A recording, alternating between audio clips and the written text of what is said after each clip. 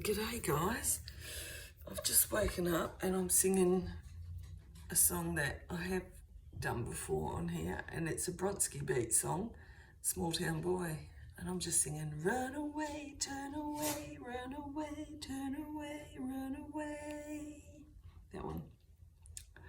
Pushed around and kicked around, I was an only boy, that one. Yeah, that's in my head, and I have woken up with that in my head before, but yeah, it's clear as day in my head this morning. What a weekend, crikey. Oh, our lacrosse club had 4 junior teams in grand finals on Saturday, so I got there at 9 o'clock in the morning on Saturday, and I didn't leave until about 5 o'clock. So I got a little bit of colour. my hands and wrists. I've got a wicked watch tan. So that was Saturday, and then yesterday my daughter's state league team was in the preliminary final, and our Division 2 women were in a preliminary final, and the Division 2 women won, so they're in the grand final, and my daughter's team lost by a goal. There were many tears. It was very sad, but that was the first time in the history of our club, which has been around since 1927, that is the first time that the State League women have been in a final.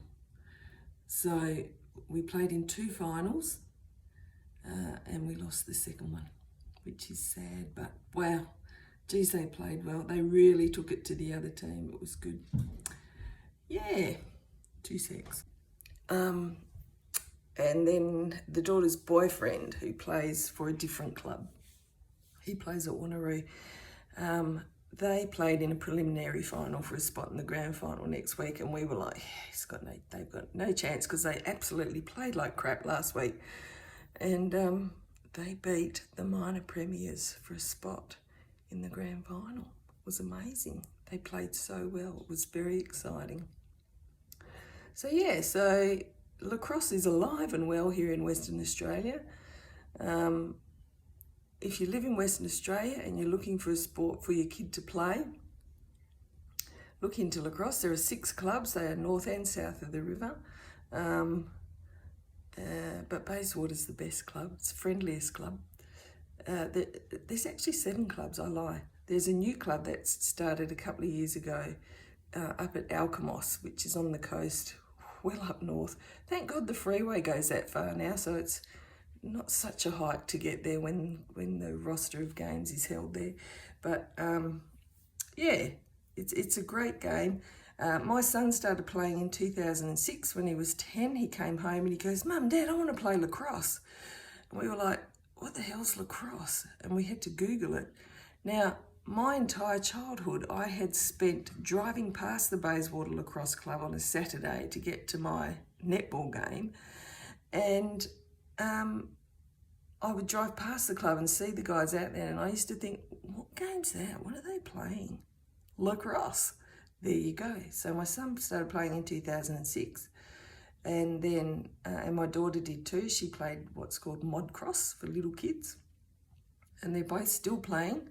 And I actually took it up when I was 40, and I played for 6 seasons. And yeah, it's called the fastest sport on 2 feet.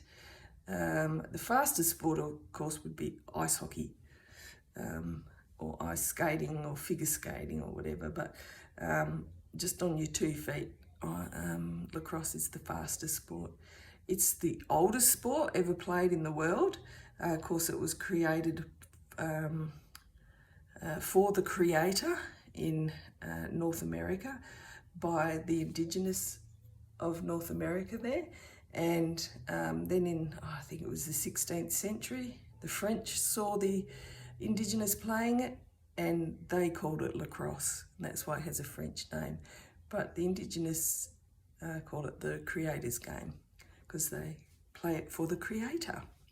So yeah, and in those days they played with, they used little skulls as a ball. Yeah, interesting the history of lacrosse is very interesting, and how the rules have been vastly modified over the years. Back in the early days, the games went for days and days and days, and they would run for miles and miles and miles, and now of course it's contained to a field.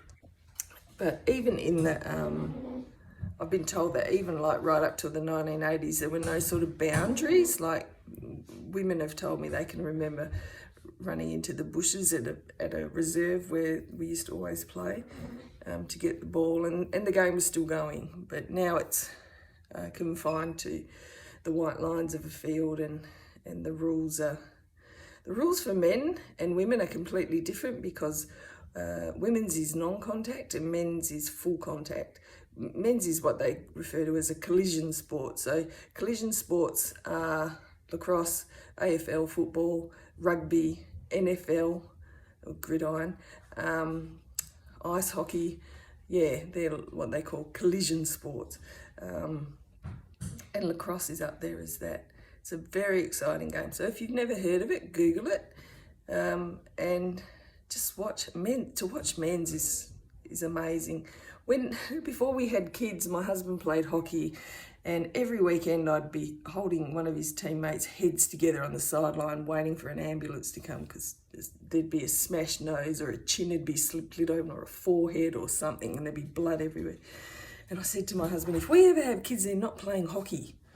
And he was like, oh, okay. And then when the son came home and said he wants to play lacrosse, we stayed one Saturday night, We stayed one Saturday night to watch the State League men play.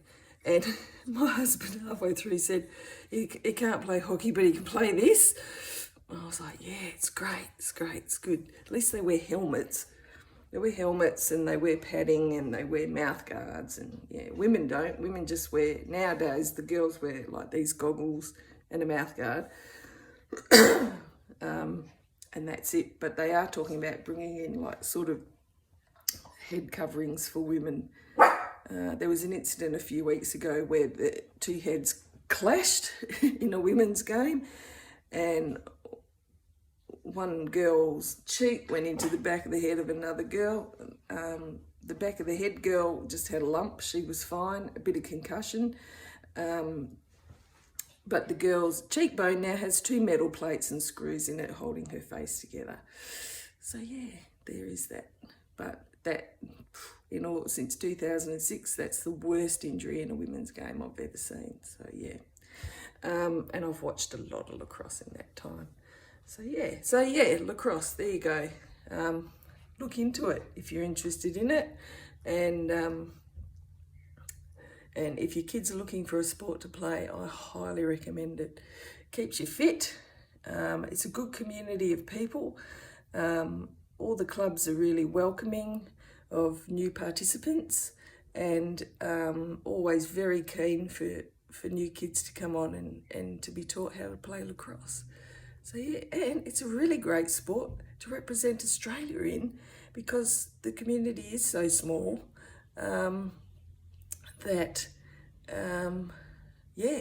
because it's only played in Western Australia, South Australia and Victoria.